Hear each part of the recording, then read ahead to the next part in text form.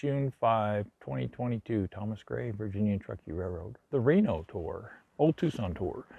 So this is the tender frame of the Reno. The last time it was used in a movie is the 1999 movie Wild Wild West with Will Smith, and it's still painted that way. They've used it maybe in 5 or 6 films since that, but they left it like that. It looked like the 119, obviously, at Promontory Point, Utah. Cool. So, okay, we're recording. Okay, so this is the tender tank for the Reno. We've taken it off the frame to rebuild the frame. Remember, this was in a fire in 1996 or so. You okay? Yeah, I'm good.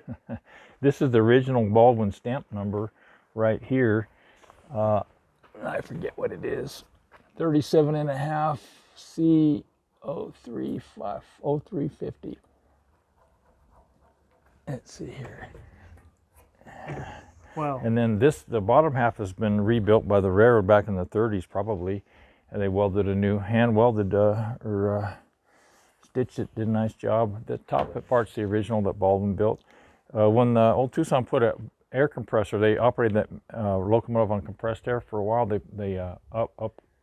cut a big hole in the back there, and they put a big, large air tank and compressor back here. That's easy enough to fix. And then what do we have here? Okay, that's what we have for now for the public video. If you like this kind of content and you want to see more of this video, head on over to Patreon, become a patron there, and we'll be posting more behind the scenes and extended videos like this. We're also thinking of offering exclusive merchandise over on the Patreon site for patrons, and thinking of different ideas. If you have some good ideas on how we could raise funds for this historic preservation project, go ahead and email jim@virginiatruckee.com. Okay, have a great day. Thanks for watching.